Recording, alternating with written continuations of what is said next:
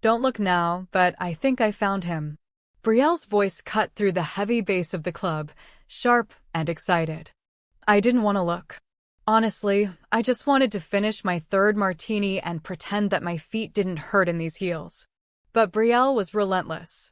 She nudged my shoulder hard. Mallory. Look. 2 o'clock. The booth in the shadows. I sighed, swirling the olive in my glass. Brie, I'm tired. Can't we just dance and go home? I'm officially a free woman.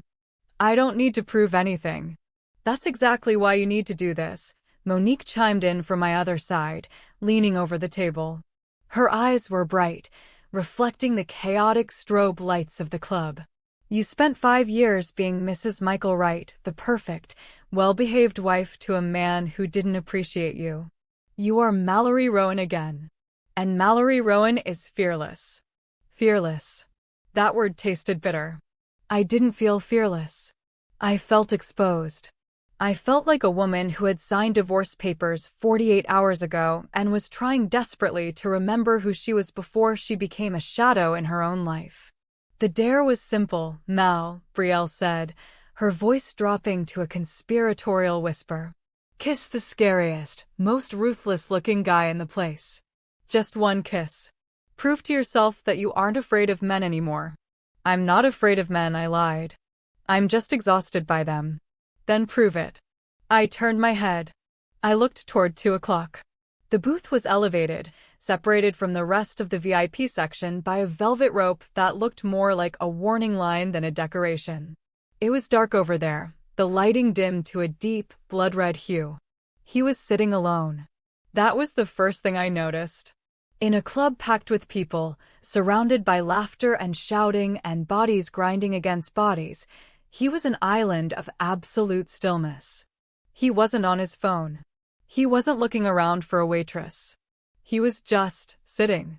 He was young, maybe my age, maybe a year or two older. He was Korean, with sharp, devastatingly handsome features that looked like they had been carved out of cold marble. His hair was dark, falling slightly over his forehead. He wore a black shirt, the top buttons undone, and even from this distance, I could see the ink. Tattoos crawled up the side of his neck, disappearing into his collar. Dark, intricate patterns that screamed danger. He held a glass of whiskey in one hand, his fingers long and elegant. There was a calmness to him that was terrifying. Everyone else in the club was moving, frantic energy. He was the eye of the storm. He looks like he kills people for fun, Monique whispered, a little shiver in her voice. He's perfect. He looks like he'll call security if I breathe on him, I countered, though my heart had already started to hammer against my ribs. He's looking at you, Brielle said. I froze. He was. Across the crowded room, through the haze of smoke and laser lights, his eyes had locked onto mine. They were dark, unreadable, and intense. He didn't smile. He didn't wink. He just watched me, like a predator watching a gazelle deciding which way to run. A challenge. Michael, my ex-husband, had always told me I was too loud, too much, too impulsive. Be smaller, Mallory. Be quieter, Mallory. I downed the rest of my martini. The gin burned, a pleasant fire in my throat. Fine, I said, slamming the glass down. Wait, really? Monique looked shocked. You wanted fearlessness? I stood up, smoothing down the silver dress that fit me like a second skin. Watch me. I walked away from the table before I could talk myself out of it. My legs felt shaky, but I forced my hips to sway, forcing my chin up. The crowd seemed to part for me, or maybe they were just moving away from the aura coming from the booth ahead. Every step was a rebellion. A rebellion against Michael. A rebellion against the safe, boring life I had just escaped. I reached the velvet rope. A security guard, a massive wall of muscle, stepped forward to stop me. The man in the booth didn't move. He just lifted one finger. A tiny, almost imperceptible gesture. The guard stepped back immediately. He opened the rope for me. My stomach dropped. Who is this guy? I walked up the 2 steps to his booth. Up close, he was even more intimidating. He smelled like expensive cologne, smoke, and something metallic like rain on hot pavement. He didn't stand up. He just tilted his head back, watching me with those dark, abyssal eyes. "You look lost," he said. His voice was deep, smooth, and utterly calm. It vibrated right through the floorboards and into my heels. "I'm not lost," I said, my voice surprising me with how steady it sounded. "I'm on a mission." "A mission?" He raised an eyebrow. "Is it a dangerous one?" "Extremely." I didn't give myself time to think. Thinking was the enemy. If I thought about it, I would realize I was insane. If I thought about it, I would run. I stepped between his knees. He didn't flinch. He didn't pull back.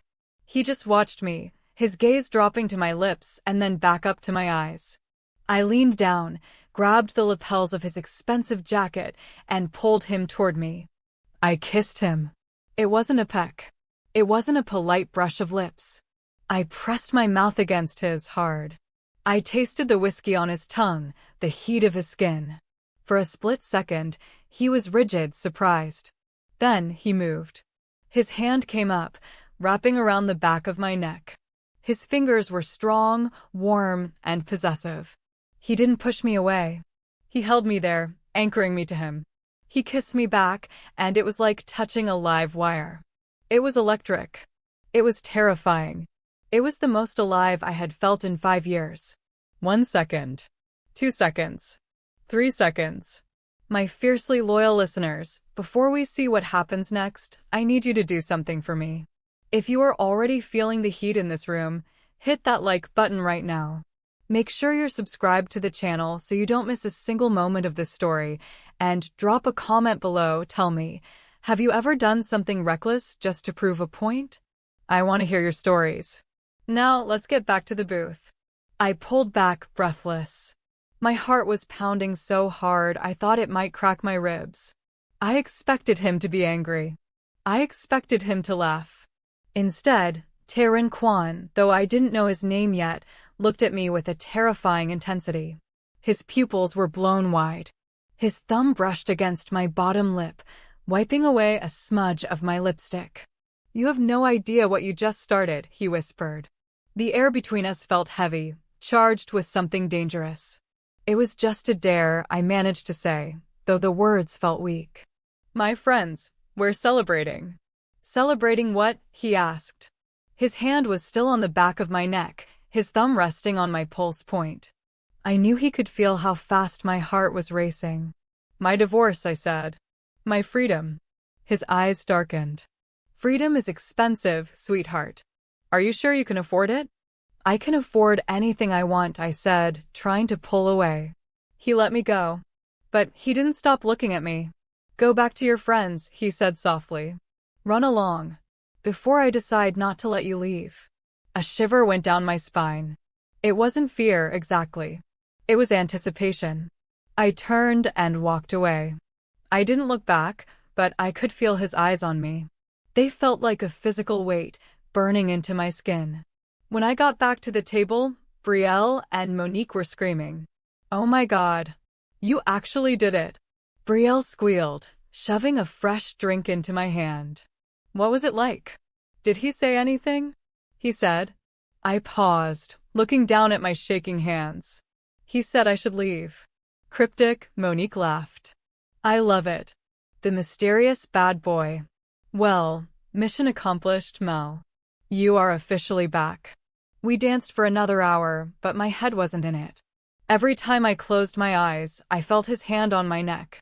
I tasted the whiskey. I felt the danger radiating off him. I checked the booth one last time before we left. He was gone. The next morning, the sun was offensive. It glared through my curtains, demanding attention I didn't want to give. My head was throbbing, a dull rhythm of regret and dehydration. I rolled over and checked my phone. 3 missed calls from Daniel. Daniel Whitmore was my business partner. We ran a boutique crisis management firm, Whitmore and Rowan. We cleaned up messes for rich people. Politicians caught in scandals, CEOs who tweeted the wrong thing, athletes who got into bar fights. I groaned and sat up, pressing the heels of my palms into my eyes. Okay, I'm up. I called him back. Mallory. Finally, Daniel's voice was high-pitched, stressed. Where are you? I'm in bed, Daniel. It's Saturday. We don't work on Saturdays unless someone dies. Someone didn't die, but we just landed the biggest fish in the city, Daniel said, his voice dropping. He's here. In the office. Right now. He insisted on seeing you. Me? I frowned, climbing out of bed and heading toward the bathroom. Why me? He asked for you by name. He said he has a sensitive situation that requires a delicate touch. Mallory, look, this guy represents a massive conglomerate. Import, export, real estate, technology. If we secure this retainer, we are set for life. I brushed my teeth aggressively, trying to scrub the taste of stale gin out of my mouth. Okay, fine. Who is he? Mr. Kwon, Daniel said. He's waiting in the conference room. Get here. Fast. Kwon. The name didn't ring a bell. I threw on a beige power suit, my armor against the world, pulled my hair back into a tight bun, and drove to the office. The city was bright and loud, a stark contrast to the dark intimacy of the club last night. I tried to push the memory of the kiss out of my mind. It was a one-time thing, a moment of madness. Today, I was Mallory Rowan, professional fixer. I walked into the office 20 minutes later. The receptionist, Sarah, looked pale. He's in there, she whispered, pointing to the glass-walled conference room. He brought security. I looked through the glass. 2 men in black suits stood by the door, arms crossed. And sitting at the head of the table, looking at a file, was him. The man from the bar. My breath hitched in my throat. I stopped dead in the middle of the hallway. It couldn't be. In the daylight, without the red lights and the smoke, he looked even more devastating. Sharp jawline, immaculate suit that probably cost more than my car, and that same stillness. He looked up as if he sensed my presence. Our eyes met through the glass. He didn't smile. He just closed the file he was reading and tapped his finger against the table. I opened the door and walked in. I forced myself to walk tall, to be the professional I claimed to be. Mr. Kwon, Daniel said, jumping up from his seat. He looked nervous, sweating slightly. This is my partner, Mallory Rowan. Mallory, this is Tae-Rin Kwon. Tae-Rin stood up. He was tall, towering over Daniel. He extended a hand toward me. Ms. Rowan, he said. His voice was the same deep rumble from last night. We will meet again. Daniel looked between us, confused. You two know each other? Briefly, Tae-Rin said, his eyes never leaving mine. He took my hand. His grip was firm, his skin warm. Ms. Rowan made quite an impression on me last night. I pulled my hand back, perhaps a little too quickly. Mr. Kwon, what can we do for you? Please sit, he commanded. It wasn't a request. I sat. My heart was doing that same frantic hammering against my ribs. I have a problem, Tae-Rin said, sitting back down and steepling his fingers. My family runs a complex organization. We have enemies.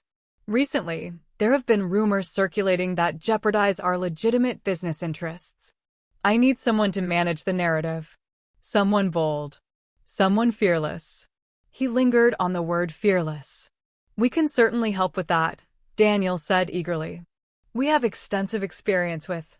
I want her. Tae-Rin cut him off. He pointed a long finger at me. Only her. I work with a team, I said, finding my voice. Daniel and I are partners.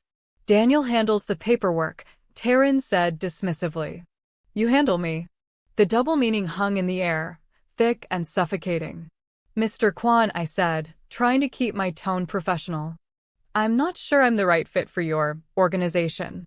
Oh, I think you're the perfect fit, he said softly. He leaned forward, dropping his voice so only I could hear. You walked into the lion's den last night and put your head in his mouth. You have the survival instincts of a moth flying into a flame. I need someone who isn't afraid to get burned. Is that a threat? I asked. It's a job offer, Mallory. He used my first name. It sounded intimate and wrong in the corporate boardroom. And I don't take no for an answer. He slid a check across the table. It was face down. A retainer, he said. For your exclusive services. 24/7 availability. I flipped the check over. The number made my eyes widen. It was more money than I had made in the last 3 years combined. It was enough to buy Daniel out. It was enough to disappear. What exactly does this narrative management entail? I asked, looking up at him. You'll be my shadow, Tae-Rin said. Where I go, you go. You fix my image. You make the world believe I am just a respectable businessman. And are you? I asked. A respectable businessman? The corner of his mouth quirked up. It wasn't a smile, it was a warning. I am whatever I need to be, he said. The question is, what are you? I looked at the check. I looked at Daniel, who was practically drooling at the prospect of this contract. And then I looked at Tae-Rin. I saw the darkness in him. I saw the danger. My ex-husband, Michael, was an FBI agent. I knew the look of men who lived in the gray areas. Michael pretended to be the good guy while breaking me down at home. Tae-Rin wasn't pretending to be anything. I'll take the job, I said. Good. Tae-Rin stood up, buttoning his jacket. We start now. Come with me. Now. I blinked. I have work to do here. Your work is with me. He walked to the door, the security guard stepping aside instantly. He paused with his hand on the handle and looked back at me. Unless you were lying about being fearless? I gritted my teeth, grabbed my purse, and stood up. Lead the way, I said. As I followed him out of the office, leaving a stunned Daniel behind, I had a sinking feeling in the pit of my stomach. I had just sold my soul to the devil I kissed in the dark. And I wasn't sure if I was doing it for the money or because I wanted to feel that electric jolt again. I walked into the elevator with him. The doors closed, sealing us in a steel box. As soon as the door shut, Tae-Rin turned to me. He crowded me against the wall, his hands planting on either side of my head, trapping me. One rule, Mallory, he whispered, his face inches from mine. I couldn't breathe. What? Last night was a game. This, he gestured between us, is real. Once you step into my car, there is no tapping out. No safe words. You are in my world. Do you understand? I looked into his eyes. I saw the abyss. And God help me, I wanted to jump. I understand, I breathed. Good. The elevator dinged. The doors opened. Tae-Rin stepped back, his mask of indifference sliding back into place. After you, Ms. Rowan. The curb outside my office building felt different than it had 20 minutes ago.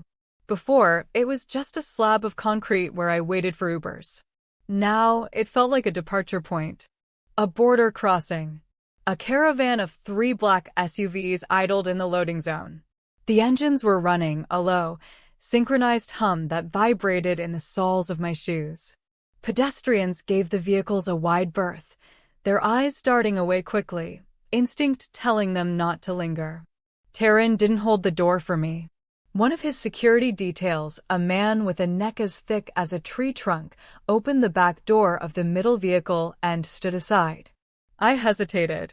Just for a heartbeat. The interior was dark, tinted windows swallowing the sunlight.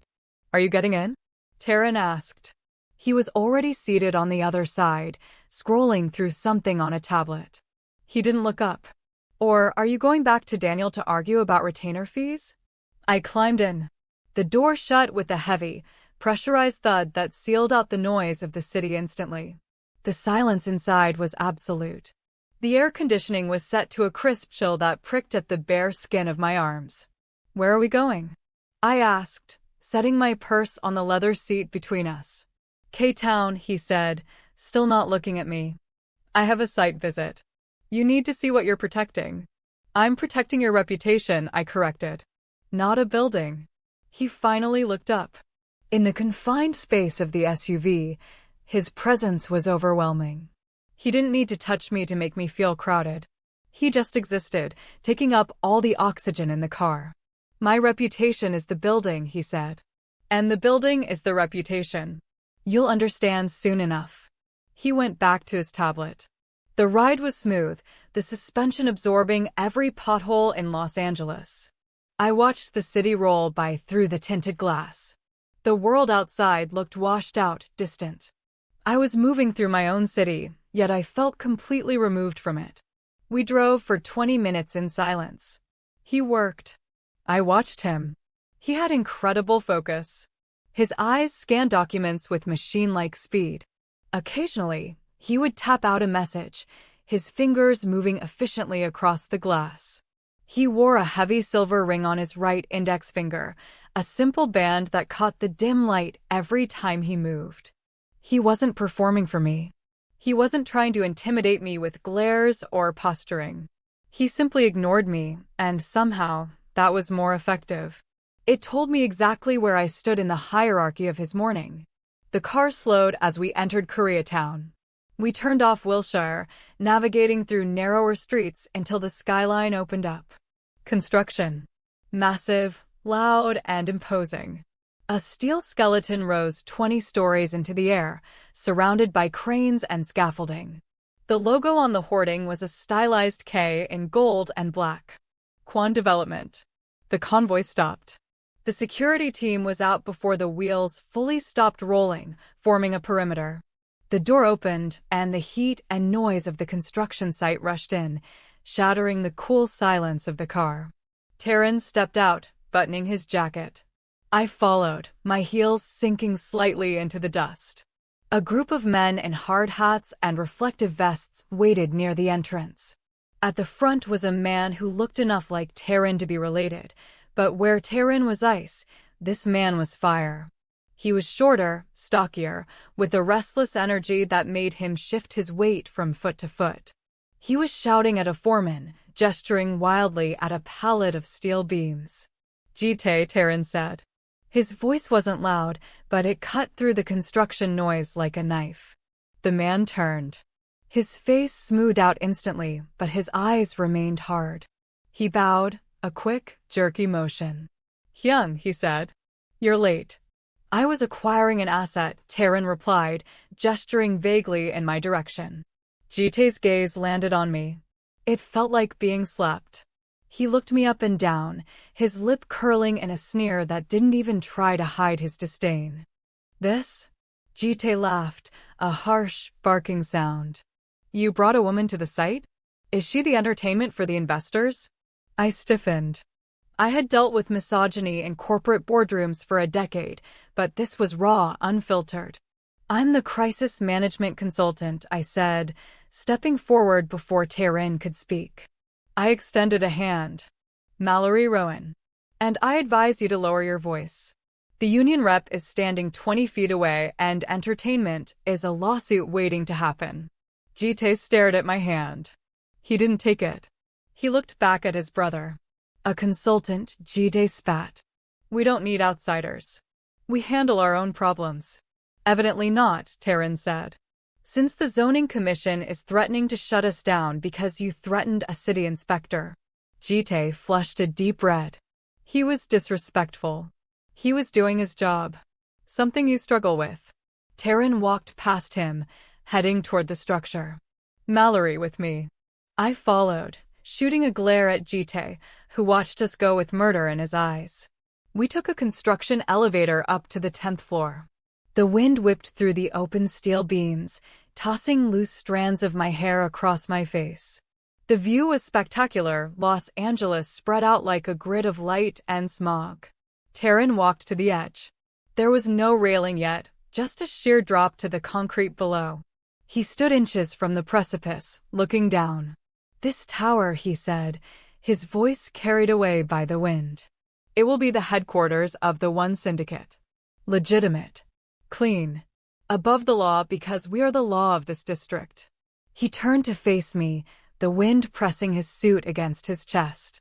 "But my brother is right about one thing," he said. "Outsiders are a risk. They talk. They panic." "I don't panic," I said, holding my ground even as the height made my stomach churn. "Don't you?" He took a step toward me. Then another.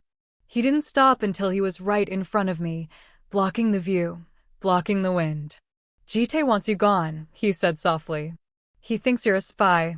Or a weakness. He's impulsive. Violent. I can handle difficult personalities. He's not a personality, Mallory. He's a blunt instrument. If I leave you alone with him, he won't file a complaint with HR. He will hurt you. The chill from the car returned, settling deep in my bones. Why are you telling me this? I asked. Because you need to know the landscape, Tae-Rin said. He reached out, his hand hovering near my face. For a second, I thought he was going to touch me again, repeat the intimacy of the bar. Instead, he reached past me and adjusted the strap of my purse, which had slipped down my shoulder. You work for me, he said. That affords you protection. But only if you stay close. If you wander off, if you try to play both sides. I can't stop him. I'm not playing sides, I said, my voice steady despite the racing of my pulse. I'm on the side of the paycheck. He studied me for a long moment. His eyes were dark mirrors, reflecting everything and revealing nothing. We'll see, he said. Tonight. The Artemis Gala. The gala? I blinked. That's a black-tie charity event. Tickets are $5,000 a plate. We have a table, he said. You're coming as my date. Your date? I thought I was your consultant. Tonight, you're both, he said. It's your public debut.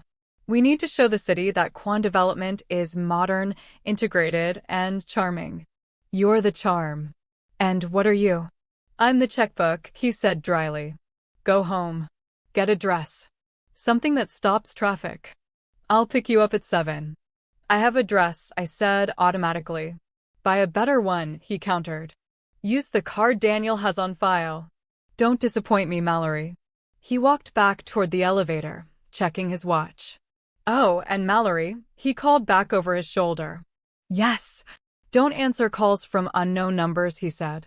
My brother has a way of finding people's personal information. If he calls, hang up.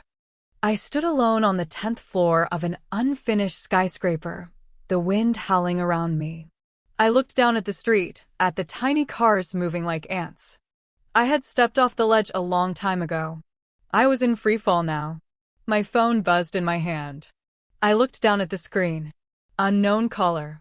My thumb hovered over the decline button. My heart slammed against my ribs. I let it ring. Once. Twice. Then I pressed the red button, ending the call. I looked back at the elevator where Tae-Rin was waiting, his silhouette dark against the bright California sky. He hadn't watched me do it. He knew I would. That was the scariest part. He already knew me better than I knew myself. I walked toward him, the sound of my heels clicking on the steel floor echoing like a countdown. The dress was a weapon. Brielle zipped it up, her fingers lingering on the cool silk. It was midnight blue, dark enough to look black in the shadows, but shimmering like spilled ink under the light. It had a slit that ran dangerously high up my thigh and a back that plunged low enough to make my mother cross herself. You look like you're going to a funeral for your ex-husband's ego, Brielle said, stepping back to admire her handiwork. It fits perfectly. Almost like he knew your measurements. He probably does, I murmured, turning to the mirror. The thought should have unsettled me, the idea of Tae-Rin Kwon knowing the span of my waist or the curve of my hips without ever having touched me. Instead, it sent a strange, hot flush through my chest. He seems to know everything else. Are you sure about this, Mel? Brielle's voice lost its playful edge. She sat on the edge of my bed, watching me apply a coat of deep burgundy lipstick. I Googled him. There are rumors. Bad ones. Disappearances.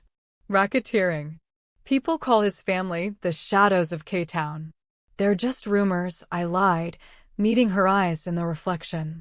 He's a legitimate businessman dealing with a hostile zoning commission. That's why he hired me. And the date? Is that billable? It's public relations, Brie. We need to be seen. It makes him look human. He doesn't look human, she countered. He looks like a fallen angel who's bored with hell. A sharp knock at the door cut her off. It was exactly 7 o'clock. My stomach did a traitorous flip. I grabbed my clutch, checked my phone, still ignoring the 3 missed calls from that unknown number, and turned to Brielle. Wish me luck. Luck, she whispered. Don't do anything I wouldn't do. Which leaves your options wide open. I opened the door. Tae-Rin filled the hallway. He was wearing a tuxedo, black on black, the bow tie undone and hanging loose around his neck, giving him an air of casual arrogance that money couldn't buy. The tattoos on his neck were partially hidden by the crisp collar, peeking out like secrets. He didn't say hello. His eyes started at my heels, traveled slowly up the slit in my dress, lingered on my waist, and finally locked onto my eyes. The air in the hallway seemed to drop 10 degrees. You wore the dress, he said. His voice was a low hum. You didn't give me much choice, I replied, stepping out and locking the door behind me. It was delivered with a note that sounded more like a subpoena than a gift. I find directness saves time. He offered his arm. I hesitated for a fraction of a second, then slid my hand into the crook of his elbow. His bicep was hard as stone beneath the expensive fabric. We walked to the elevator in silence. He didn't make small talk. He didn't comment on the weather. He just existed beside me, a solid, heavy presence that made the air feel thin. When we reached the lobby, the concierge, a man who had barely looked up from his phone in the 3 years I'd lived here, scrambled to hold the door open. He looked terrified. A limousine waited at the curb. The driver, an older man with a scar running through his eyebrow, opened the door. The Biltmore, Tae-Rin ordered as we settled into the leather seats. The car pulled away, sliding into the Los Angeles traffic like a shark entering a school of fish. Tae-Rin poured 2 glasses of champagne from the built-in cooler. He handed me one. Tonight is work, he said, the crystal flute looking fragile in his large hand. The Artemis Foundation Gala. It's old money. Politicians, judges, the kind of people who pretend their hands are clean because they pay others to do the dirty work. And where do we fit in? I took a sip. The champagne was cold and crisp. We are the necessary evil, he said. They need my money for their causes, and I need their acceptance for my permits. You are the bridge. So I'm a prop. You are a shield, he corrected, turning to look at me fully. The streetlights outside cast rhythmic shadows across his face. When they look at me, they see a gangster. When they look at us, they see a power couple. They see stability. Do not leave my side. I thought I was supposed to be fearless, I challenged. Be fearless with them, he said softly. Be careful with me. We arrived at the Biltmore 20 minutes later. The entrance was a chaotic sea of flashbulbs and shouting. Paparazzi lined the red carpet, screaming names. As soon as the door opened, Tae-Rin changed. His cold indifference melted into a charming, polished mask. He helped me out of the car, his hand firm on my waist. Smile, he murmured against my ear, his breath warm on my neck. You're having the time of your life. I smiled. It was my PR smile, bright, dazzling, and completely fake. The cameras went wild. Mr. Kwon. Who is she? Give us a name. Is it true about the investigation? Tae-Rin ignored the questions about the investigation. He guided me down the carpet, his hand moving to the small of my back. His fingers burned through the silk. It felt possessive. Territorial. Inside, the ballroom was a masterpiece of excess. Crystal chandeliers the size of small cars hung from the ceiling. Towers of white roses filled the air with a cloying, sweet scent. A live orchestra played something classical and expensive. We circulated. Tae-Rin was good at this. Better than I expected. He introduced me as his consultant, but the way he held me, always touching, always orienting his body toward mine, told a different story. This is Mallory Rowan, he told a senator who looked like he'd had too many martinis. She's the brains behind my new initiative. The senator leered at me. Brains and beauty. A dangerous combination. Deadly, Tae-Rin said, his smile not reaching his eyes. He steered me away before the senator could reply. You're doing well, he said quietly, grabbing 2 fresh glasses of champagne from a passing waiter. I'm just doing my job, I said, my adrenaline starting to fade into a dull thrum of anxiety. Though I think your brother might be right. I feel like entertainment. My brother is an idiot, Tae-Rin said, his jaw tightening. Ignore him. It's hard to ignore a man who looks at me like he wants to push me off a building. Tae-Rin stopped. We were near the dance floor. He turned to me, setting his glass down on a nearby table. Dance with me, he said. I don't think. I'm not asking. He pulled me onto the floor. His hand found my waist, pulling me flush against him. My hand instinctively went to his shoulder, feeling the hard muscle beneath the tuxedo jacket. We moved. He was a good dancer. Surprisingly graceful for a man who moved with such heavy intent. He led with subtle pressure, guiding me through the steps as if we had done this 1,000 times. People are staring, I whispered, looking over his shoulder. Let them stare, he said, his eyes focused entirely on my face. Let them wonder. What are they wondering? Whether I'm going to marry you or ruin you. My breath hitched. And which is it? He didn't answer. He spun me, dipping me slightly so my hair cascaded back. For a moment, the world was just the ceiling of the Biltmore and his intense gaze. When he pulled me back up, the spell broke. A man was standing at the edge of the dance floor, watching us. He wasn't smiling.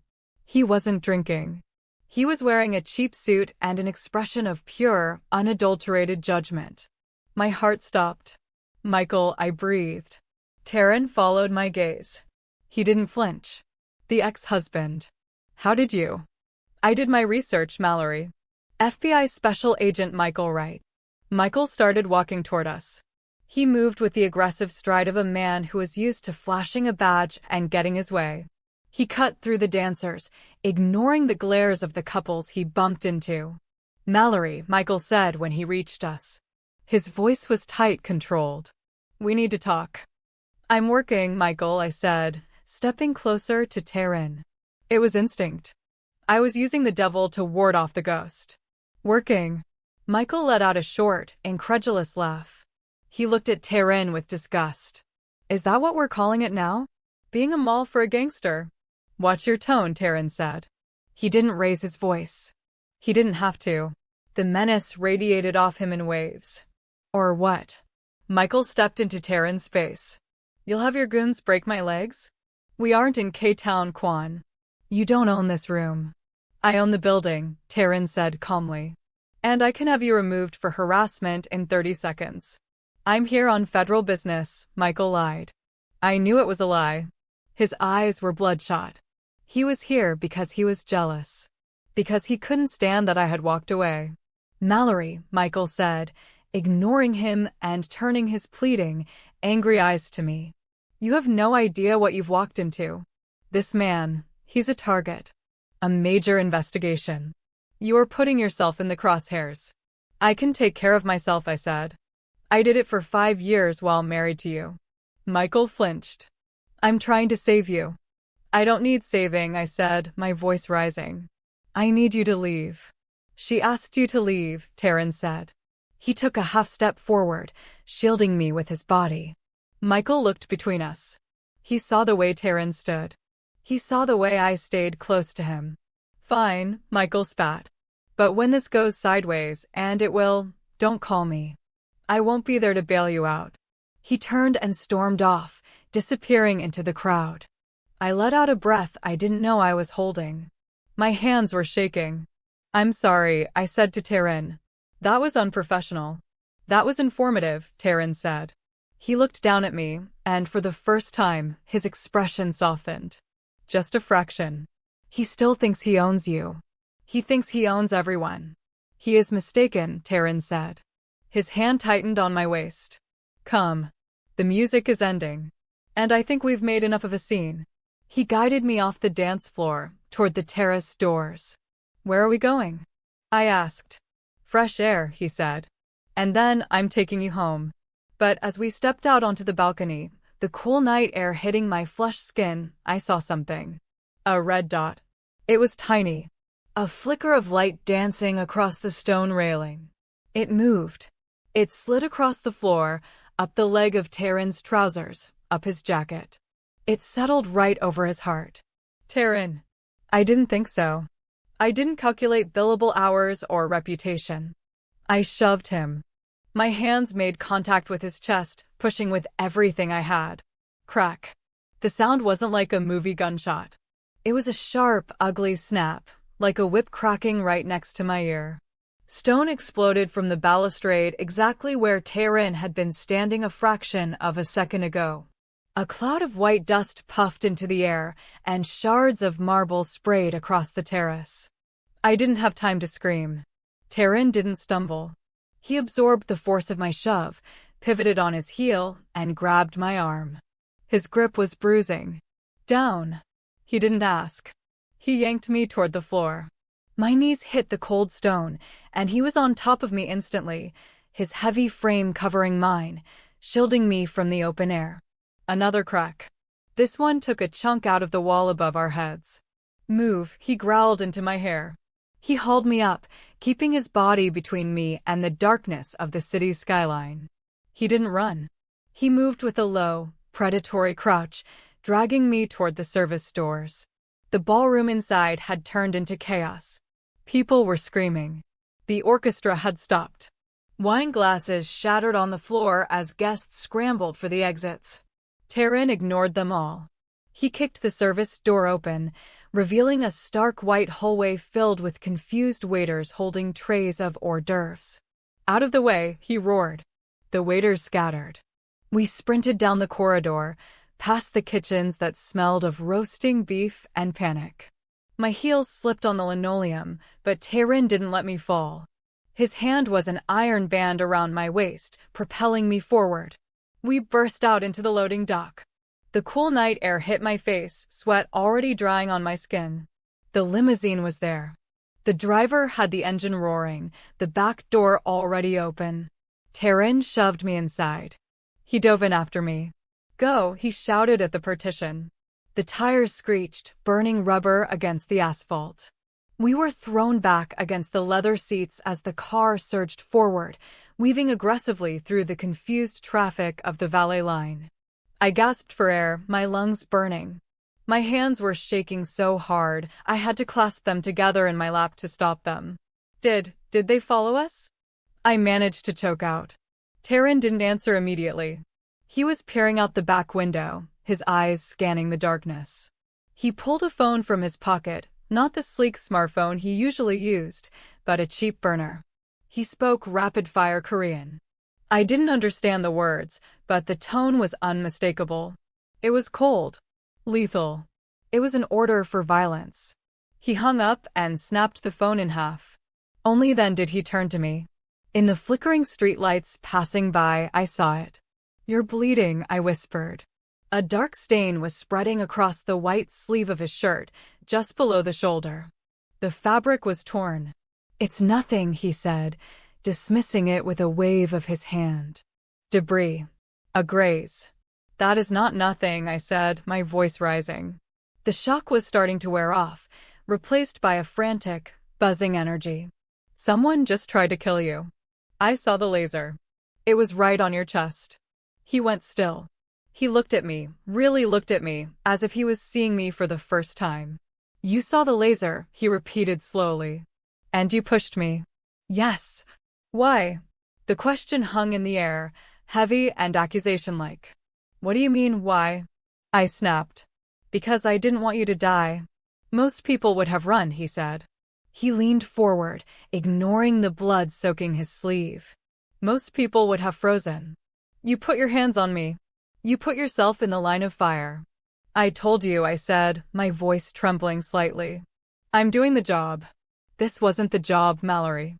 His voice dropped, losing its hard edge. This was instinct. He reached out with his uninjured arm. His thumb traced the line of my jaw. My skin felt hot where he touched it. You saved my life, he said. I swallowed hard. I guess I did. We aren't going to your apartment, he said, pulling his hand back. It's not safe. Whoever took that shot knows who you are now. So where are we going? My place. The car turned sharply, heading toward the hills.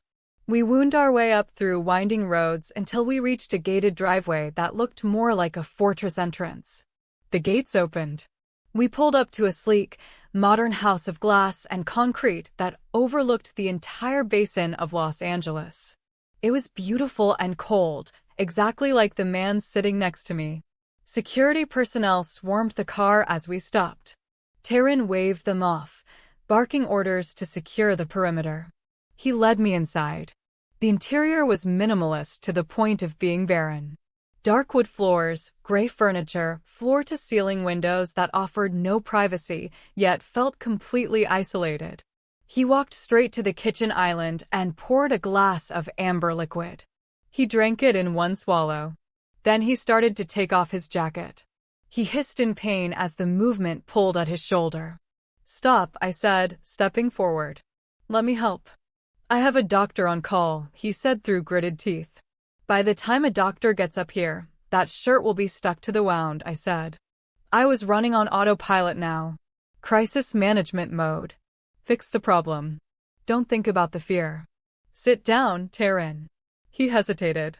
He looked at me, his eyes searching my face for any sign of hesitation. He sat on a bar stool. I moved between his knees, a strange echo of the night at the club. But there was no music now. No dare. Just the smell of blood and the sound of our breathing. I reached for his bow tie, undoing it with shaking fingers. I tossed it on the counter. Then I started on the buttons of his shirt. My knuckles brushed against the warm skin of his chest. His heart was beating steady and slow, a stark contrast to the racing rhythm of mine. I peeled the shirt back. The wound was ugly, a long, angry gash where a bullet or a shard of stone had torn through the muscle. It was bleeding sluggishly, but it wasn't deep enough to be life-threatening. "Do you have a first aid kit?" I asked, my voice barely a whisper. He pointed to a cabinet. I retrieved it and came back. I soaked a cloth in antiseptic. "This is going to sting," I warned. "Do it." I pressed the cloth to his arm. His muscles bunched under my fingers, rock hard, but he didn't make a sound. He just watched me. I focused on the wound, cleaning away the blood. I could feel his gaze on my face. It was intense, heavy, like a physical touch. "You have good hands," he murmured. I looked up. Our faces were inches apart. His eyes were dilated, dark pools that I could drown in. The adrenaline of the shooting had shifted into something else. Something hot and tight in my chest. "I used to patch up my brother when we were kids," I said, my voice sounding breathless. "He was clumsy." "I am not clumsy," Tae-Rin said. "No," I agreed. "You're a target." I began to wrap the bandage around his arm. I had to lean in close to reach around his bicep. My chest brushed against his bare knee. The air in the room felt thick. "Charged." "Mallory," he said. I froze, holding the bandage in place. "Yes. You asked me earlier if I was a respectable businessman," he said. I lied. "I know," I whispered. "I am exactly what the rumors say I am," he said. His hand came up, his fingers wrapping around my wrist. He didn't pull me closer, but he didn't let me go. "I am violence. I am blood. And tonight, I almost got you killed." "But you didn't," I said. "You covered me. On the balcony." "Because you belong to me now," he said. The words hung there. They weren't romantic. They were possessive. Frightening. "I work for you," I corrected softly. "Do you?" He tugged on my wrist. Just a fraction of an inch.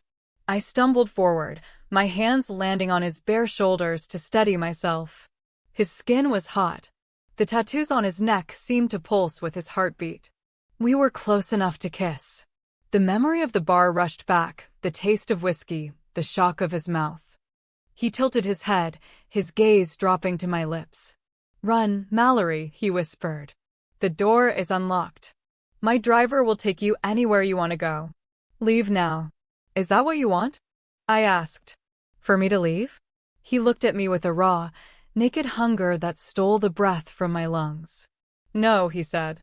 "I want to ruin you." My heart hammered a frantic rhythm. I should go. Every rational cell in my brain was screaming at me to run back to my safe, boring life. But I looked at the blood on his arm. I looked at the darkness in his eyes. And I didn't move. "I'm not leaving," I said. Tae-Rin let out a breath that sounded like a groan. Then God help us both, he said. He released my wrist. The moment broke, but the tension remained. A vibrating string pulled tight between us.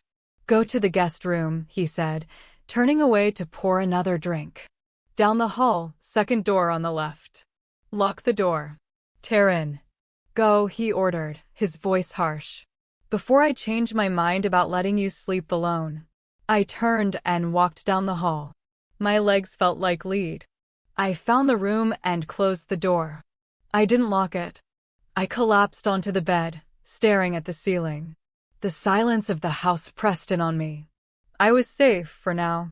But as I closed my eyes, all I could see was the red dot on his chest and the way he had looked at me when he said I belonged to him.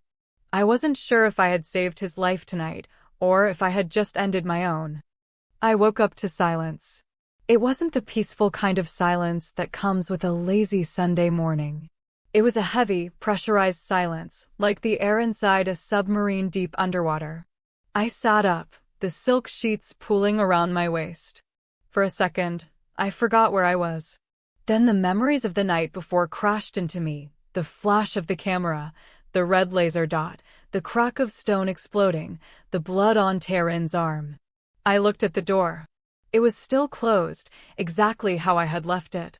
I hadn't locked it, but he hadn't come in. I wasn't sure if I was relieved or disappointed. I climbed out of bed, my body aching. My knees were bruised a deep purple from hitting the terrace floor. I found my dress draped over a chair, ruined by dust and a small smear of blood near the hem. I couldn't wear that. I opened the closet. It was filled with men's suits, perfectly spaced, color-coordinated from charcoal to black. I grabbed a white button-down shirt. It smelled like him, cedar, and something crisp, like ozone. I slipped it on. It came down to my mid-thighs, swallowing me whole. I rolled up my sleeves and opened the door. The house was massive and empty. I walked barefoot across the cool wood floors, following the smell of coffee. I found him in the kitchen. He was leaning against the marble island, a mug in one hand, staring out the floor-to-ceiling windows at the smoggy haze of Los Angeles. He was wearing black slack pants and nothing else. My breath caught in my throat. His back was a tapestry of violence. The tattoos I had seen peeking out from his collar were just the beginning. Ink covered his entire back, a sprawling, intricate scene of dragons, tigers, and waves crashing against jagged rocks. But it wasn't just the art that held my attention. It was the scars. Pale, jagged lines cut through the ink. Knife wounds. Burn marks. A round, puckered scar on his lower ribcage that looked suspiciously like a bullet hole. He heard me. He didn't turn around, but his posture shifted. The muscles in his back tightened. "You're awake," he said. His voice was rough, like he hadn't spoken in hours.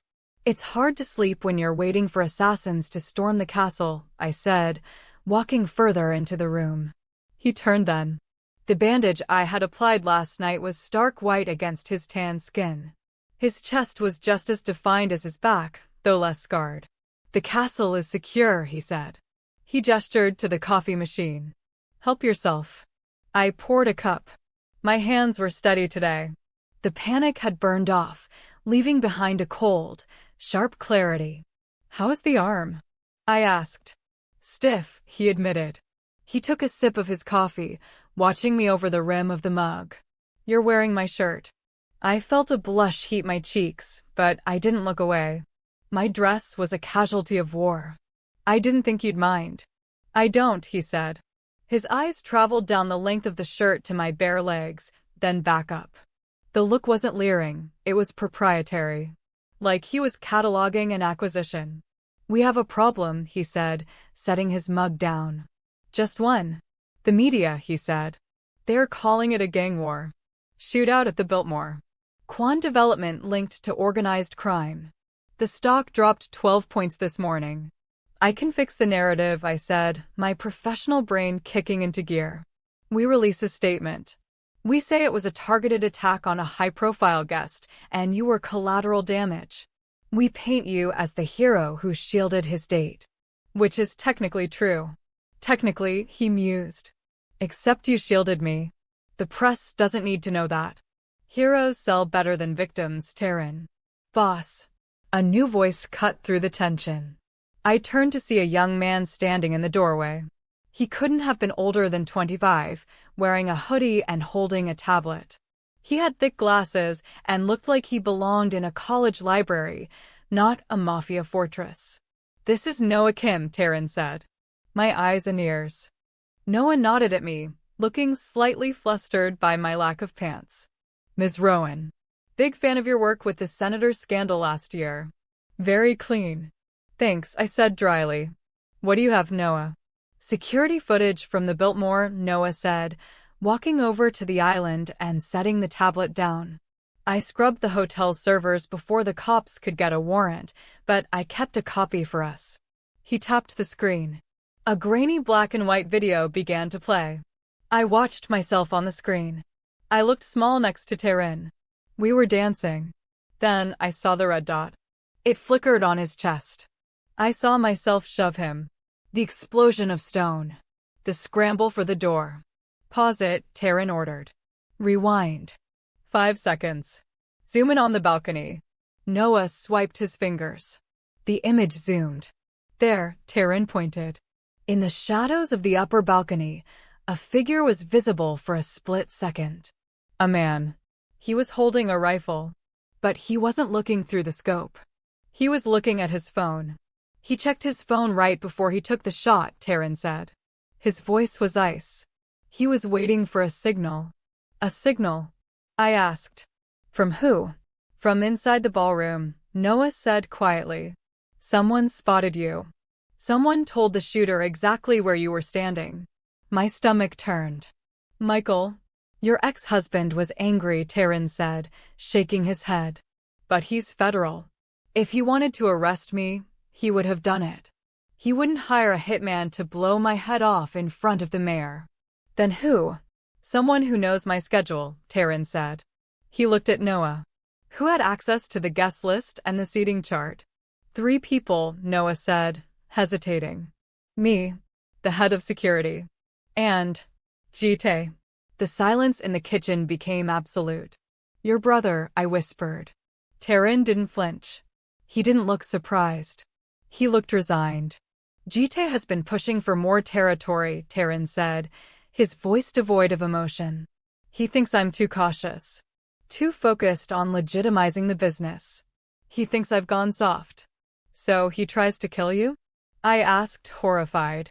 His own blood. In my world, Mallory, blood is just another currency. And Ji-tae has always been a big spender. He turned away from the screen, his jaw set hard. Noah, trace the phone signal from the balcony. Find out who texted the shooter. On it, Noah grabbed the tablet and practically ran out of the room. Tae-Rin gripped the edge of the marble island. His knuckles were white. You need to go, he said. What? I blinked.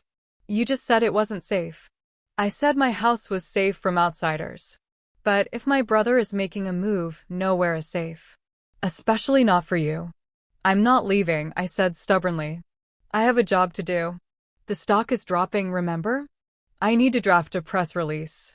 I need to call my contacts at the Times. I need to fix this. You can't fix a civil war with a press release, he shouted. The sudden volume made me jump. He spun around, his eyes blazing. Do you not understand? He snarled, stepping into my space. This isn't a scandal, Mallory. This is a coup. If Ji-tae finds out you saved me, if he finds out you are the reason I am still breathing, he will come for you. He will use you to get to me. Then let him try, I said. I didn't back down. I stood there in his oversized shirt, my chin lifted, meeting his fury with my own defiance. I am tired of men telling me what is safe for me, I said, my voice low and shaking with anger. Michael spent 5 years locking me in a gilded cage to protect me. I won't let you do the same. Tae-Rin stared at me. His chest heaved with exertion. The anger in his eyes slowly morphed into something else. Something darker. Something hotter. You are infuriating, he whispered. I'm effective, I countered. Let me work, Tae-Rin. Let me handle the public. You handle your brother. He looked at me for a long, agonizing moment. Then he reached out. His hand wrapped around the back of my neck, pulling me forward. He didn't kiss me. He pressed his forehead against mine. Fine, he breathed. You handle the narrative. But you do it from here. You don't leave this house. You don't step foot outside these gates. Noah will set up a secure line for you. Tae-Rin. That is the condition, he said, pulling back to look me in the eye. You want to be in the war? Fine. You're in the war bunker. Take it or leave it. I looked at his unyielding expression. I knew this was the only compromise I was going to get. Fine, I said. I'll work from here. Good. He stepped back, the loss of his warmth hitting me like a physical blow. I have to go deal with Jite, he said, his face hardening into a mask of cruelty. If he wants a throne, I'm going to show him exactly how heavy the crown is. He walked out of the kitchen, leaving me alone with the cold coffee and the terrifying realization that I had just volunteered to be the queen on a chessboard covered in blood. Before I continue, if you're enjoying the tension between Mallory and Tae-Rin, make sure you hit that subscribe button. We upload new stories every week, and you don't want to miss how this power struggle ends. Also, comment below, do you think the brother is really the one behind the hit? I went back to the guest room to change. I put on my wrinkled blazer over the white shirt, trying to feel like a professional again. Noah had set up a laptop in the library for me. I sat down and opened my email. It was a bloodbath. 50 unread messages. 3 voicemails from Daniel, sounding increasingly hysterical. A request for comment from CNN. And 1 email from an address I didn't recognize. Subject, run. I opened it. There was no text. Just an attachment. It was a photo. A photo of me, sleeping in the guest room. Taken from inside the room. My blood ran cold. The phone fell from my hand, clattering onto the desk. I wasn't safe in the fortress. The enemy was already inside. I stared at the screen until the pixels started to blur. The photo was grainy, taken in low light, but undeniable. It was me, curled on my side, hair spread across the white pillowcase of Tae-Rin's guest bed. The angle was high, taken from the doorway. Someone had opened the door. Someone had stood there, watching me sleep while I dreamed of safety. My heart hammered a frantic rhythm against my ribs. I looked around the library. It was a beautiful room, lined with mahogany shelves and leather-bound books, but suddenly every shadow looked like a threat. Every dark corner seemed to hide a man with a camera or a gun. Run. That was the subject line.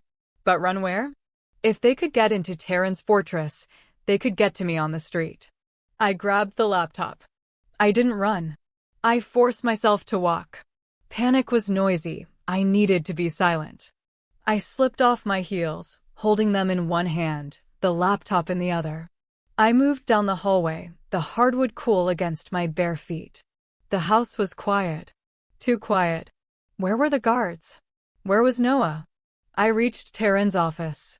The heavy oak doors were closed. I didn't knock. I pushed one open and slipped inside. Tae-Rin was there. He was on the phone, his back to me, staring out the window again. He was speaking Korean, his voice low and dangerous. He turned as the latch clicked shut. His hand went instantly to his waistband, reaching for a weapon that wasn't there, before he recognized me. Mallory. He lowered the phone, frowning. I told you to stay in the library. I'm handling. You're not handling it, I interrupted, my voice shaking despite my best efforts. I walked to his desk and slammed the laptop down, spinning it so he could see the screen. Look. He looked.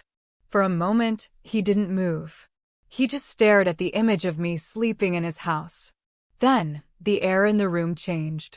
It became heavy, charged with a violence that made the hair on my arm stand up. When did you get this? He asked. His voice was terrifyingly calm. 5 minutes ago, I said. Sent from an encrypted address. Noah. His roar shook the walls. The door burst open seconds later. Noah stumbled in, looking pale and terrified, followed by 2 security guards with hands on their holstered guns. What? What is it? Noah stammered. Tae-Rin didn't speak. He just pointed at the laptop screen. Noah moved forward, adjusting his glasses. He looked at the photo, and all the color drained from his face. Oh God, Noah whispered. That's from last night. Who was on the night shift? Tae-Rin asked. He walked around the desk, moving like a stalking tiger. Who had access to the guest wing? Just the inner circle, Noah said, his voice trembling. Me. You. And the cleaning staff this morning. The photo was taken at night, I pointed out, pointing to the lighting. That's moonlight on the sheets. Check the logs, Tae-Rin ordered. Now, if a fly enters that hallway, I want to know its name. Noah scrambled out of the room, typing frantically on his own tablet. The guards remained, looking uneasy. Tae-Rin turned to me. The fury in his eyes was blunted by something else when he looked at me. Guilt. I told you were safe, he said quietly. You were wrong, I said. I won't be wrong again. He crossed the room in 2 strides. He grabbed my upper arms, his grip firm, but careful of his own injury. You aren't staying in the guest room anymore. I'm not leaving the house, Tae-Rin. If they want me to run, it's because they have a trap set outside. I know, he said. You're staying with me. In my room. Where I can see you. My breath hitched. Tae-Rin. Don't argue with me, Mallory. Not about this. His thumbs brushed the fabric of the shirt, his shirt, that I was still wearing. Someone was watching you sleep. Someone was breathing the same air as you. If I find out who it was. He didn't finish the sentence. He didn't have to. The promise of violence hung in the air like smoke. Sir, one of the guards stepped forward. We should do a sweep. A full lockdown. Do it, Tae-Rin snapped, not looking away from me. And get my brother on the phone. Now. The lockdown was efficient and terrifying. Steel shutters rolled down over the panoramic windows, turning the sunny Los Angeles mansion into a dark, impenetrable bunker. The mood in the house shifted from tense to suffocating. I spent the next 3 hours in Tae-Rin's bedroom. It was sparse, masculine, and smelled intensely of him. I sat on the edge of his massive bed, my laptop on my knees, trying to do the job I was paid for. I drafted a press release. Kwon Development CEO target of attempted robbery at charity gala. It was a lie, but a believable one. I sent emails to the major papers, spinning the story, controlling the damage. It was grounding work. It was familiar. It kept me from thinking about the photo. The door opened. Tae-Rin walked in. He looked exhausted. He had changed his shirt, the fresh bandage visible under a black t-shirt. He carried 2 plates of food. Eat, he said, setting a plate on the nightstand. It was simple, grilled chicken and rice. Noah checked it. It's not poisoned. That's a comforting disclaimer, I said, setting the laptop aside. He sat in the leather armchair in the corner, his plate balanced on his knee. He ate mechanically, fueling the engine. Did you find out who took it? I asked, picking at my food. The hallway cameras were looped, he said. Someone hacked the internal feed for 10 minutes between 3 o'clock and 3:10 a.m. Noah is tracing the intrusion, but whoever did it was good. Professional. Like Michael. I asked. Tae-Rin paused, his fork halfway to his mouth. Your ex-husband is FBI. They have tech, but they usually lack finesse. This feels personal. Psychological. Jite, I said. Perhaps. Tae-Rin set his plate down, his appetite gone. He denied it, of course. Said if he wanted to hurt you, he wouldn't send a picture first. He has a point, I admitted. So who else? That is the question that keeps me awake. He stood up and walked over to the bed. He stopped a few feet away, respecting a boundary that felt increasingly blurry. You did good work today, he said, nodding at the laptop. The stock stabilized. The Times is running your hero CEO angle. I'm good at my job, I said. I can make even the devil look like a saint if the lighting is right. And what am I? He asked softly. To you. You're the client, I said automatically. Liar. He stepped closer. My heart kicked against my ribs. You're dangerous, I whispered. You're everything I ran away from. My ex-husband was controlling, manipulative. He made me feel small. You make me feel…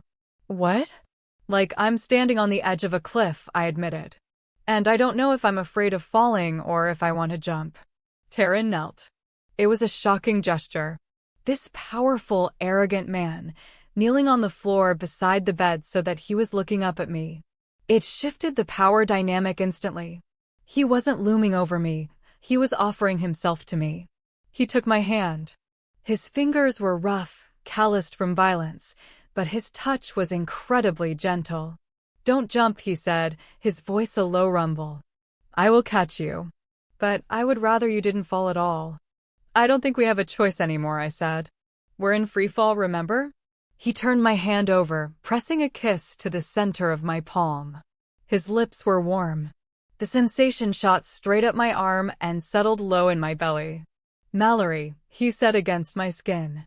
If we survive this, if we get out of this house.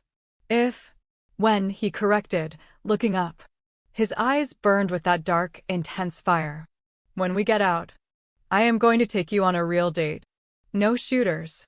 No cameras. Just us. Is that a promise? It's a threat, he smiled, a ghost of a smirk. Because once I have you alone, I don't intend to let you go. The air between us crackled. I wanted to lean down.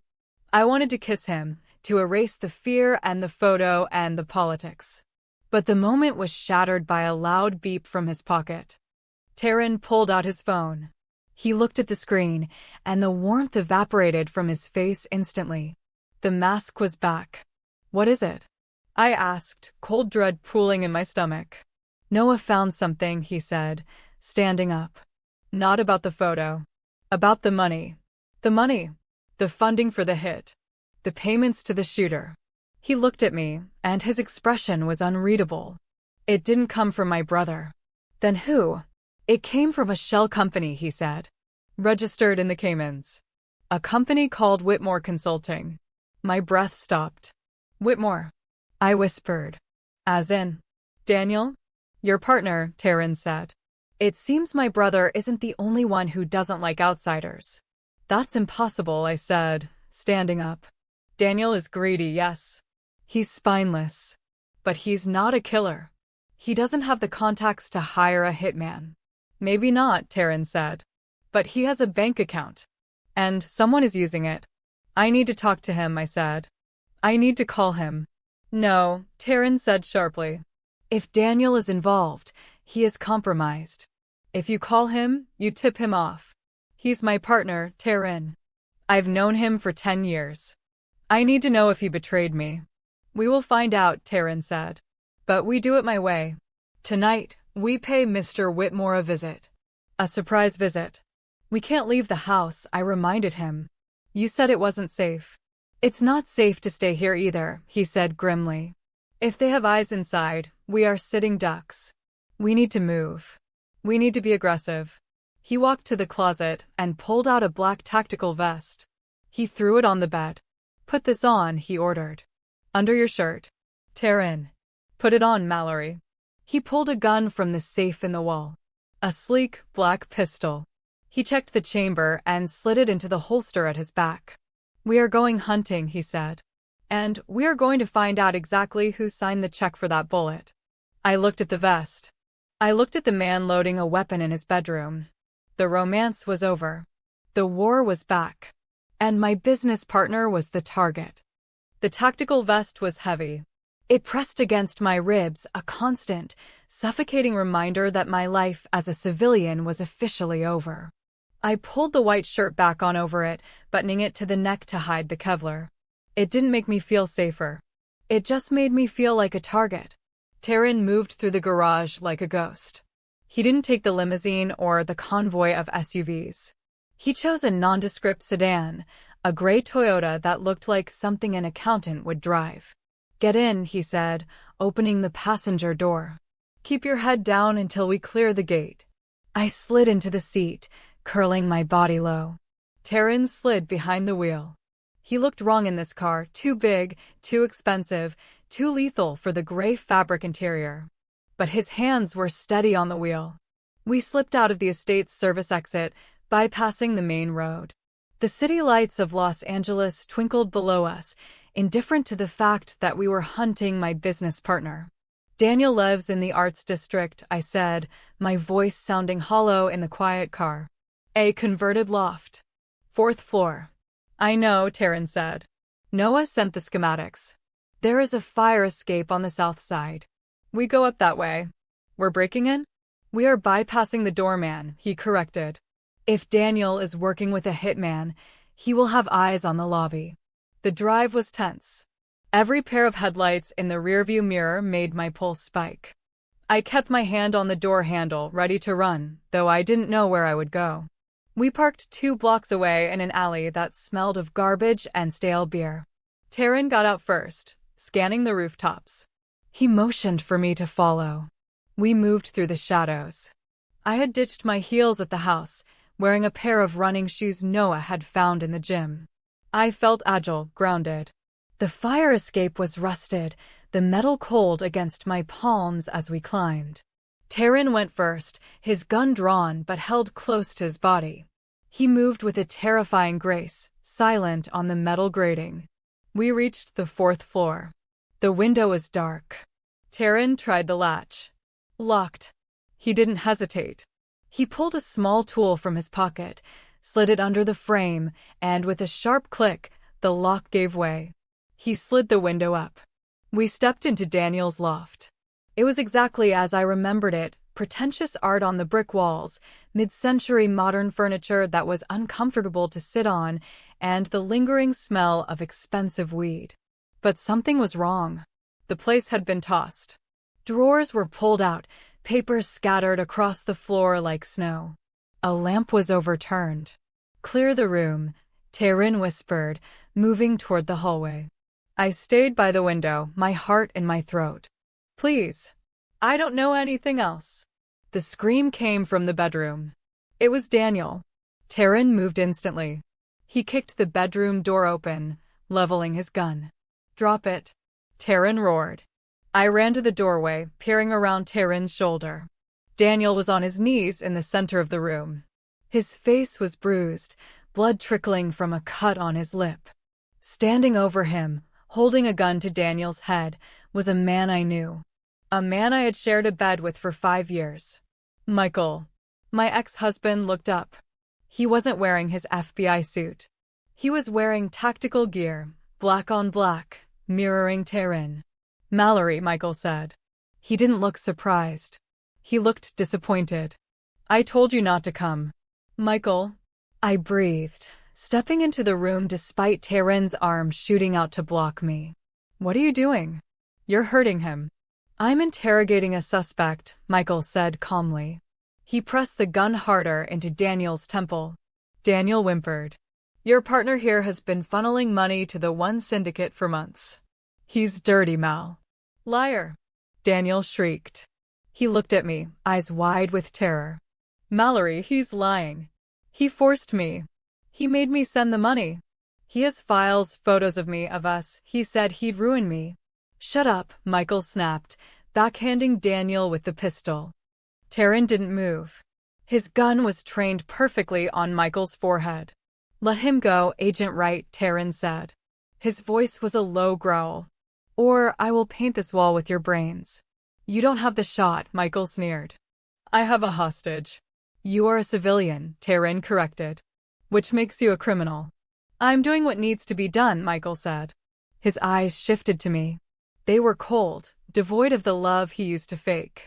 You think this is about you, Mal? You think you're the main character? You're just the key. Key to what? I demanded. To the kingdom, Michael said. K-Town. The ports. The Syndicate controls it all. And with you as my leverage and your boyfriend here out of the picture, we take over. We? Tae-Rin asked. You didn't think I was working alone, did you?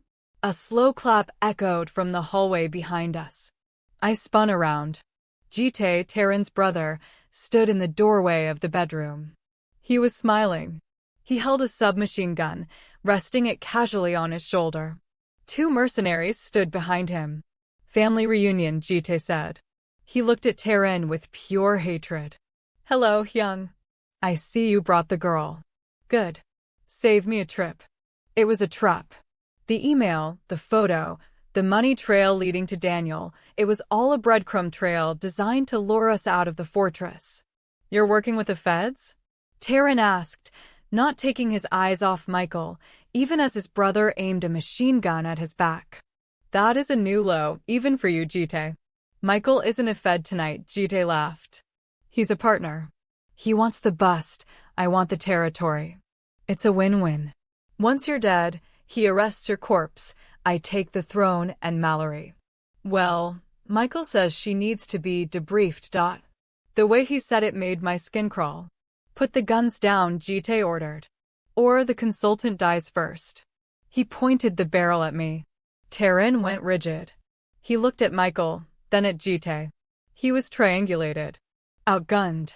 Mallory, Tae-Rin said softly. Do not give them anything, I said, my voice shaking but loud.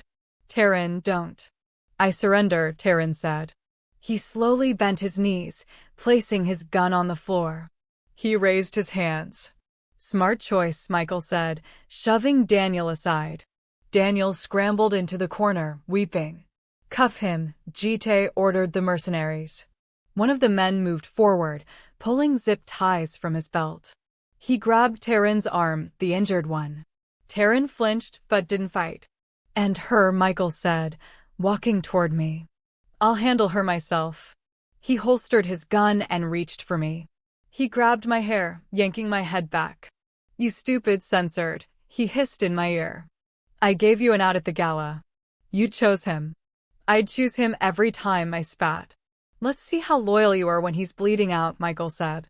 Enough, Jitae said. We finished this where it started. The tower. I want him thrown off the roof of his own building. Poetic justice. They dragged us out. Tae-Rin was shoved roughly by the mercenaries.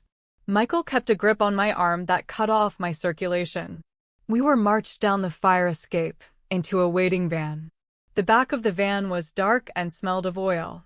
They threw Tae-Rin in first, then me. Michael and a guard climbed in the back with us. Jitae took the front passenger seat. As the van sped off, Michael leaned back, watching us with a smug satisfaction. Tae-Rin was sitting on the floor of the van, his hands tied behind his back. His white shirt was stained fresh red where the wound had reopened during the struggle. He caught my eye. He didn't look defeated. He didn't look scared. He looked ready. He shifted his legs, nudging my foot with his. I looked down. He was wearing the same heavy silver ring he always wore. But now I saw something I hadn't noticed before. He had twisted the face of the ring inward. And there was a small, sharp blade protruding from it. He wasn't surrendering. He was waiting. Hey, Michael kicked Tae-Rin's boot. Comfortable, Kwon? Tae-Rin looked up. I'm curious, Agent Wright. What is the pension for a traitor? Is it worth dying for? I'm not dying tonight, Michael laughed. I'm retiring rich. Rich men usually have better security, Tae-Rin said calmly. What's that supposed to mean? It means, Tae-Rin said, his eyes shifting to me, Mallory, close your eyes. What? Michael started. Tae-Rin moved with an explosion of violence that defied physics. Despite his hands being bound behind his back, he launched himself upward, his legs snapping out like a striking cobra. His boots connected with Michael's throat. Crunch. Michael gagged, falling backward, his gun skittering across the metal floor. Get him, the guard shouted, raising his rifle. I didn't close my eyes. I dove. I scrambled across the floor, ignoring the lurching of the van, and grabbed Michael's fallen gun. The guard fired. The sound was deafening in the enclosed space. The bullet sparked off the wall inches from my head. I rolled onto my back, gripped the pistol with two hands, and fired. I didn't aim for the head. I aimed for the center mass, just like Michael had taught me at the range on our date nights. The guard grunted and slumped forward. The van swerved violently. Jitae was shouting from the front. Tae-Rin was already on his knees, slicing the zip ties with the ring blade. He snapped the plastic, his hands free. He grabbed the guard's rifle. "Brace yourself," he shouted at me. He fired 3 rounds through the partition into the driver's cabin. The driver screamed. The van careened to the right. We hit something hard. Metal crunched. The world spun. The van rolled. I was thrown against the wall, pain exploding in my shoulder. Darkness swallowed me. I woke up coughing. Smoke. Acrid and thick. I was lying on the ceiling of the van. Or maybe the wall. Everything was upside down. Mallory. Strong hands grabbed me. Tae-Rin. He was bleeding from a cut on his forehead, blood masking one eye. He dragged me out through the shattered back doors. We were in the middle of a construction zone. Not the tower.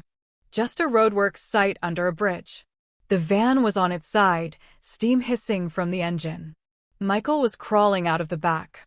He was clutching his throat, wheezing. Jitae kicked the front windshield out and scrambled onto the hood. He looked wild, his suit torn, blood on his face. He still had his submachine gun. "Kill them!" Jitae screamed, raising the weapon. "Run!" Tae-Rin grabbed my hand. We sprinted. We ran into the darkness of the underpass, bullets chipping the concrete at our heels. "Where are we going?" I gasped, my lungs burning. "The tower," Tae-Rin said, not slowing down. "It's 3 blocks east. We end this on my ground." "You're hurt," I said, seeing the fresh blood soaking his side. "Keep running, Mallory." We burst out of the underpass and saw it. The skeleton of the Kwon Tower rising into the night sky. The cranes looked like gallows waiting for us. We scrambled over the fence. Tae-Rin led me toward the construction elevator. He slammed the button. The cage rattled to life. "They're coming," I said, looking back. I saw shadows moving at the perimeter. "Let them come," Tae-Rin said. He checked the magazine of the rifle he had taken. "Low ammo. 2 rounds." "I have Michael's gun," I said. I checked it. 3 rounds. 5 bullets, Tae-Rin said, looking at me with a grim smile. "Against an army." "I like those odds," I lied. The elevator jolted, lifting us up into the sky. Toward the roof. Toward the end. Tae-Rin pulled me close as the city dropped away beneath us. "Mallory," he said, his voice rough. "If we don't walk off this roof." "Don't," I said. "Don't say goodbye." "I wasn't going to," he said. He leaned down, pressing his forehead against mine. "I was going to say, I love you." My heart stopped. "You picked a hell of a time to say that," I whispered, tears pricking my eyes. Better late than never. The elevator stopped with a heavy clink. The doors opened to the windswept steel of the top floor. We stepped out. And stepped right into the lights of a helicopter hovering 50 feet away. Jitae hadn't climbed. He had flown. The wind from the rotors whipped my hair across my face. Jitae stood on the skids of the chopper, a sniper rifle in his hands. "Game over, Hyung," his voice boomed over the PA system. Tae-Rin shoved me behind a pallet of concrete blocks just as a bullet sparked off the steel beam next to my head. We were pinned down. Trapped on the roof of the world. And we were down to 5 bullets. The helicopter's spotlight was blinding.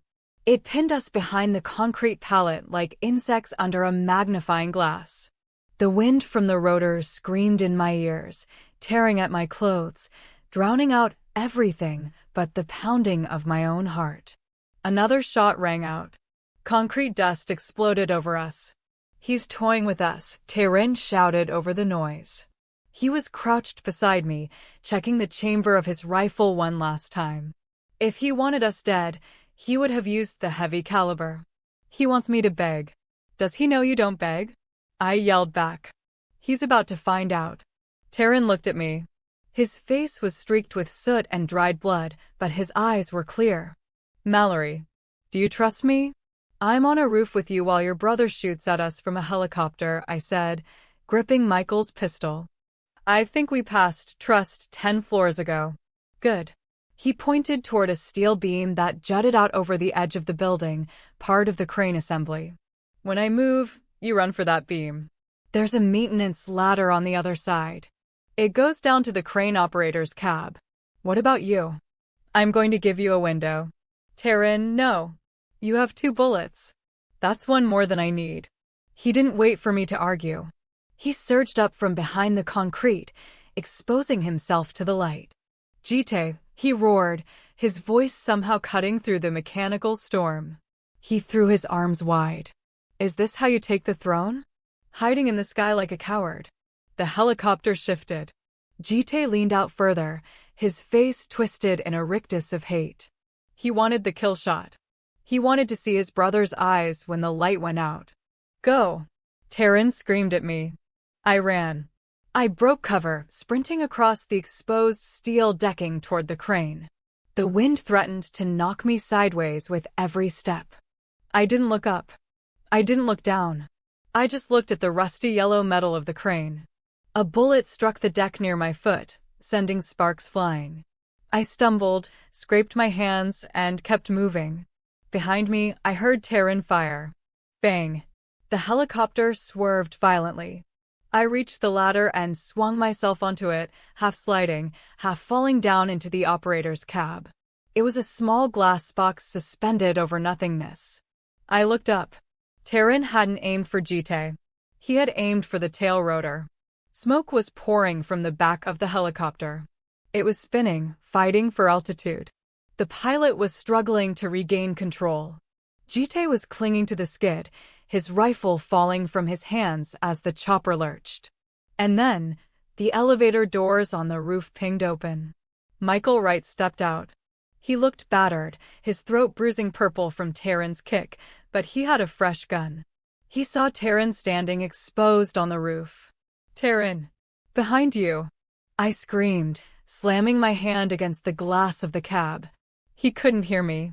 Michael raised his gun. I didn't think so. I didn't calculate angles. I didn't worry about recoil. I smashed the glass of the cab with the butt of my pistol. It shattered outward in a rain of diamonds. I braced my arms on the window frame.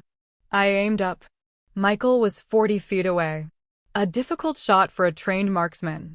An impossible one for a PR consultant in a tactical vest. But I wasn't a consultant anymore. I took a breath. I held it. Just like at the range. Squeeze, don't pull. I fired. The bullet hit Michael in the shoulder. He spun, his shot going wide, missing Tae-Rin by inches. He felt his knees, dropping his weapon. Tae-Rin spun around. He saw Michael. He saw me in the crane cab, smoking gun in hand. And then the helicopter came back. The pilot had stabilized the spin, but they were losing altitude fast. The chopper swung low over the roof, like a dying dragon making one last pass. The landing skid hooked onto the construction netting near the edge. The metal groaned. The helicopter tilted dangerously, blades slicing into the concrete of the roof. Jite lost his grip. He fell. He hit the roof hard, rolling toward the edge. He scrambled, his fingers clawing at the steel decking, but his momentum was too great. He slid over the side. He managed to catch the lip of a steel girder with one hand.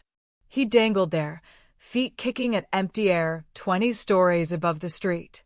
The helicopter tore free and careened away, smoking, disappearing into the night toward the river. Silence slammed back onto the roof. Tae-Rin walked to the edge. He looked down at his brother.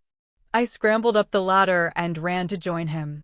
My legs were shaking so hard I could barely stand. Jite looked up. His face was pale, his eyes wide with the realization of his own mortality. Hyung, he gasped. Help me. Tae-Rin stood over him. He looked at the hand gripping the steel, the hand of the brother he had raised, protected, and tried to save. Please, Jite begged. I'm your blood. Tae-Rin knelt. He reached out. For a second, I thought he was going to pull him up. I thought mercy would win. Tae-Rin took Jite's wrist. His grip was iron. You are my blood, Tae-Rin said softly. That is why this is my burden. He leaned closer. But you are not a king, Jite. You never were. Tae-Rin didn't let go. He held him there, suspending him. Pull me up. Jite screamed. If I pull you up, Tae-Rin said, his voice devoid of emotion, you will come for her again. You will come for me. You will burn this city down just to see the ashes. I won't. I swear. Liar, Tae-Rin whispered. He looked at me.